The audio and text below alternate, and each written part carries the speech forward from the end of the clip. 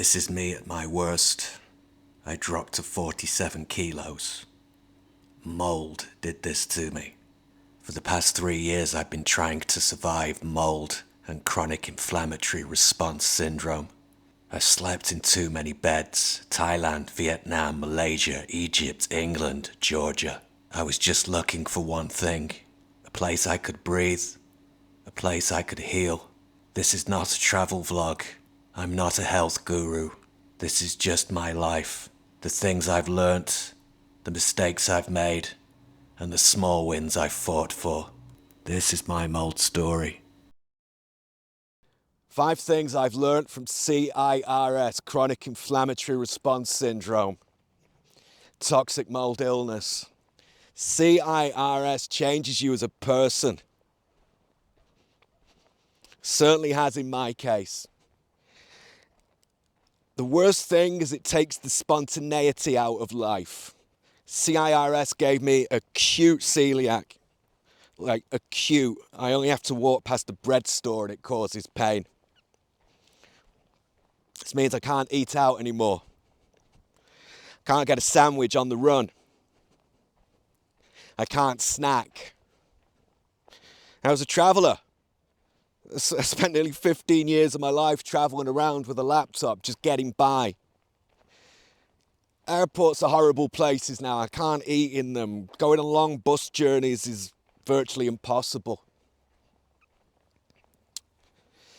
So the spontaneity goes. I managed to work out through the help of ChatGPT and a psychologist that I'd been living in a state of fight or flight for 3 years. That changes you as a person. I'm not chilled out anymore. I'm not relaxed. My sense of humour has taken a real kicking. I'm anxious. I live with anxiety. If you're living with anxiety, I understand you, and oh my God, I wouldn't wish this on my worst enemy. Truly, it's a horrible state to be in. I cry on a daily basis. I used to wake up and laugh. Now I wake up and cry. I'm resentful towards people. I see someone eating cake. I see someone eating a sandwich at an airport. I resent them now because I can't do that anymore. And these are the things that I love doing. The things I love doing are gone. I used to love hanging out in sweaty little basement bars and listening to DJs and watching live bands. Sweaty little basement bars are usually mouldy. My head expands. I freak out. I have a panic attack and I run. I used to love long bus rides. I get sick on buses. The smells of people's deodorants and perfumes, the mycotoxins on their clothes from where they probably live in a mouldy home. I'm that sensitive to things now. It's changed me. Not the person I used to be. Explaining CIRS makes you feel like and look like you've gone completely mad. I've been suffering with this for 3 years now, and I remember when I first started trying to explain it to people, I was just a jabbering mess of just word soup and confusion. Over time, I've learned how to express myself to people. I keep it very simple. I keep the message very direct. I don't go into the weeds at all. I find that's where I lose people. I remember when I first started on this road, and I remember reading in one of the support forums to watch a movie called Mold and to share that with people to help them understand what I was going through. And I watched the movie Mold. I saw there were other people like me. Cried my eyes out. And Then I reached out to my family and my girlfriend of the time. Watch this, watch this. Understand, this is me. The reaction from my mother was, when I asked her, so what did you learn? She said, I learned that I have a little bit of mold in my bathroom. Okay. I asked my girlfriend what she'd learned.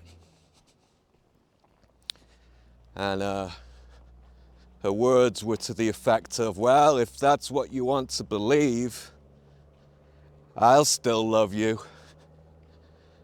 And her attitude was one of, it was all in my head and I joined some kind of health cult. So, explaining's the hardest thing. It's an invisible explaining's the hardest thing. It's an invisible enemy. It's something most doctors don't quite understand. It's very niche. You can be seen as being awkward, which I got a vague memory. I've been traveling for years. I've got a vague memory of meeting someone, God, about 15 years ago, who was going on about mold and allergies and things like that. And I just thought, oh, do me a favor. Life's too short. And here I am 15 years later, going through it. That's not a karmatic kick in the gut. I don't know what is. So yeah, my advice, if you try to explain this to anybody, is keep it simple. Keep the messages simple and small and have bite-sized piece of evidence to show them. ChatGPT was a real help for me with this. I've been able to boil it down and condense it into sharp, short points. So 5 things I've learned after 3 years of suffering with CIRS, chronic inflammatory response syndrome from mold illness. One of the most important things I've learned is there is no perfect place, or at least I've not found the perfect place to live and heal yet. I started off in incredibly humid countries, Thailand, Vietnam. That wasn't working for me. I moved to Egypt, to a desert where it's completely arid. Unfortunately, I chose a cheap desert. I found a lot of bad plumbing and a lot of bad construction, which meant mold. I managed to find mold in the desert, which was quite an achievement. It was a horrible achievement, to be perfectly fair. I'm trying to make enough money to get to the United States at the moment because it seems all the shoemaker-trained health professionals and all the good medication and all the good stuff's in America, basically. It's a very aware culture of mold illness. Right now I'm in Tbilisi in Georgia. I made the mistake of moving into a new apartment. I was the first person to live there. I knew nothing of off-gassing when I got there.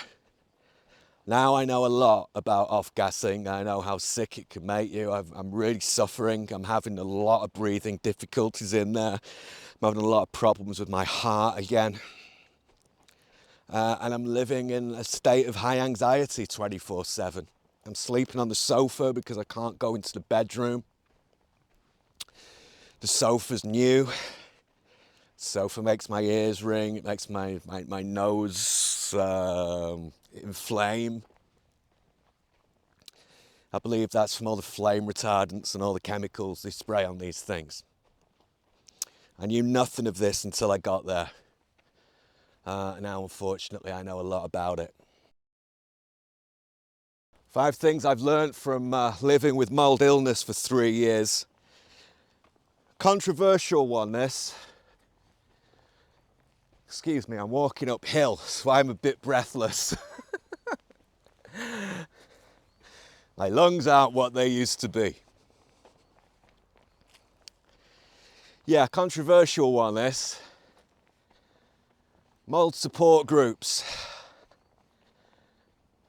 They're not necessarily helpful. I found the Facebook groups to be specifically toxic, just for me. I find that people are very quick to respond with, well, you should do this. There's the assumption that you're always in America. There's the assumption that you've always got the money to actually fix this problem of mold illness. There's always that assumption. There's always that person who, well, this worked for me, so therefore you should do it too. No, you can't do that. My approach has been one of, I'm doing everything on a shoestring budget, and if it works and it doesn't make me any sicker, then I'll keep doing it, because I'm not healing, I'm surviving. The other thing I found in those forums, and this is increasing,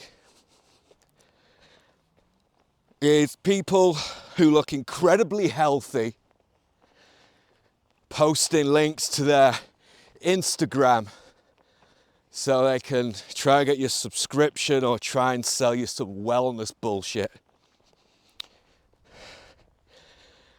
You know, you've probably seen them.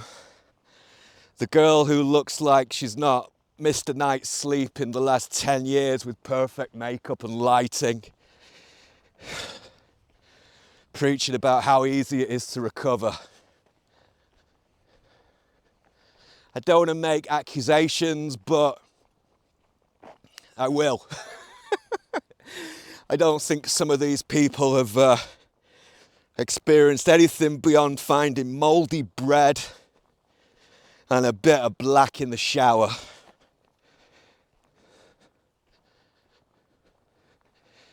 And they ran away on a detox plan and decided that CIRS was a niche keyword that ranks, and therefore I can make some money out of it.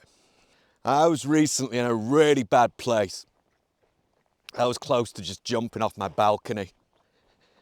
And I posted into one of those forums just to cry into the abyss. And I got some really nice comments. But I also got, well, you should do this. And my reply was, well, I can't. And I'd get people having conversations about me say, well, he doesn't want to change. You know, I'd fucking change if I could. If I had the money, I'd be on the next flight to Arizona, I'd go and see a doctor, I'd get myself an RV and I'd drive out into the fucking desert. Instead of living in an off-gassing apartment in a mouldy old city where everybody smokes cigarettes and wears industrial strength perfume. But that's the problem with these support groups. They're not necessarily supportive. Look at this background, by the way. This is Lisi Lake in Tbilisi in Georgia. It's really nice up here. CIRS, Chronic Inflammatory Response Syndrome, toxic mold illness. It's a disease for rich people. You need a lot of money to survive this. I got sick by making what I thought was a smart money-making move and moving into an old condo building in Bangkok, Thailand. It had a rooftop swimming pool. The pool had been leaking, I suspect for 10 years or more. It leaked into the foundations and into the walls. They started doing some remediation work in the building, which disturbed everything. And I got sick fast. Before I left, I pulled a closet off the wall and I found just a black hole. When you get sick, it's hard to make money. I'm self-employed, or I was. Still am, I guess. I just don't have any contracts at the moment. I went from being reliable to incredibly unreliable and erratic. Nobody wanted to do business with me. My reputation turned to shit. Right now, I'm trying to build things that I can sell and try and find the energy to sell those things to people. I've burnt through my savings. I've burnt every bit of debt that I would have had access to. And I'm treading water, you know, I'm no further forward. I'm not healing, I'm just surviving. You need money for this. The diet's expensive, the medication's expensive, the doctors are expensive. They're not covered by your insurance. Remediating your house is expensive. Moving home all the time is expensive. Jeez, even giving everything up and going and finding a place in the desert where you can stay in an RV, expensive. It's a really expensive disease, and the irony is, if you had a big budget to start with, you probably weren't living in a mouldy home.